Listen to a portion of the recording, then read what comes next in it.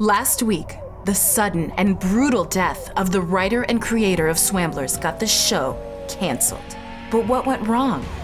Last week has the tragic and surprising story of what happened last week with Swamblers. A year ago, Swamblers was a media darling. The show, detailing the fun and sexy adventures of cowboy swingers rollicking in the Wild West, received rave reviews and fanfare for most of its season. It's way bigger than we thought it was going to be. I mean, the networks originally aired it at midnight because of the adult content.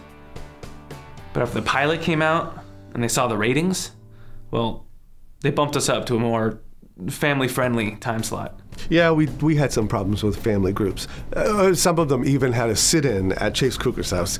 It didn't last long, though, and it really didn't affect our sponsors. Our supporters, the companies that supported us, like Trojan Condoms, Dan's Dildos, and Holiday Inn Express, they were all really supportive through the whole thing. By the 5th episode, Swamblers was an international hit. Part of the reason was Anna Cinnamon, the great-granddaughter of Charles Cinnamon, the creator of cinnamon. Anna Cinnamon used her enormous wealth to buy a large share of Swambler's paraphernalia. I love Chase Cougar. Just want to wear him like a jacket. While many called Swamblers borderline pornography, director Jennifer John Bradley thought otherwise. What is pornography?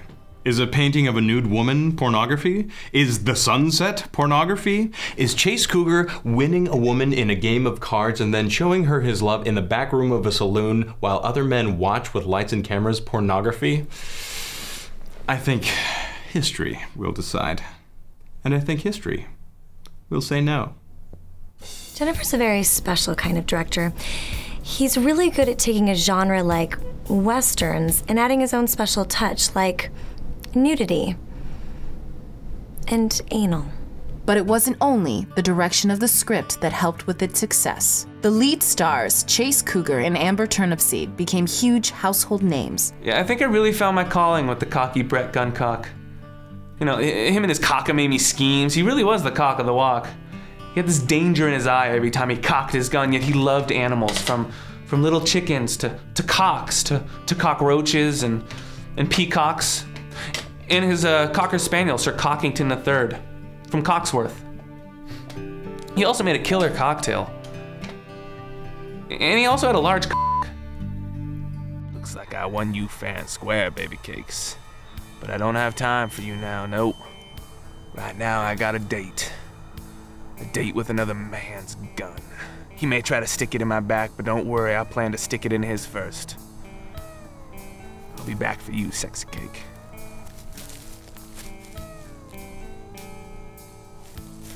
Actually, you know what? I got 2 minutes. Let's do this. While Chase Cougar was enjoying his success, his co-star in Brief Fling, Amber Turnipseed, found the show and its attention offensive. In fact, Amber's hatred for the show was so strong that after its completion, she refused to have anything to do with it, even politely declining to be a part of this program. I'm not talking about that show. I'm quitting show business and acting and men. You all you misogynistic f***ers. As the show's popularity grew, so did rumors that the Swamblers writer was the prophesied savior of Hollywood. The prophecies, which were written during the Guild Wars by the Writers Guild, spoke of a writer uniting Hollywood. The rumors persisted until the writer, Jake Becker, was found hung in a saloon by his own intestines. You know, we all thought that he was the savior of Hollywood, but he died before he could fulfill any of the prophecies. And it's too bad, too. It would have really helped the ratings. On October 3rd, 2007, 1 week ago, Swamblers wrapped their first and final season. How do I feel about Swamblers ending? I think there's really only one way to tell you. And that way is with song.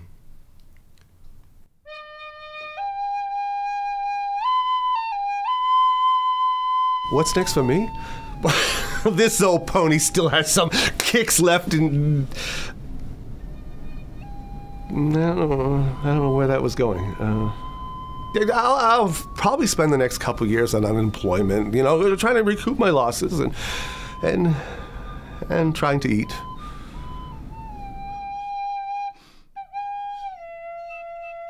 Yeah, it really was a great experience. I mean, yeah, I wish it didn't end, and it would have been cool not to see our writer hanging from the set by his own intestines. But that's show business. You know? You roll with it. Next week, on Last Week, we explore last week's dramatic coverage of what happened 2 weeks ago with the hit show Swamblers. The pain, the drama, the behind-the-scenes footage. Did I have sex with Chase Cougar? I wouldn't touch that fucking bear of a man if I were wearing a full fucking hazmat suit. You fucking women-hating asshole. Fuck you. That's next week, on Last Week. Thanks for watching. Sillä ei tätä poikoo kainuus haittaa, silloin kato siilahiestä laitaa. Salivili hipput, tupput, tapput, äppit, tipput, hiljalleen.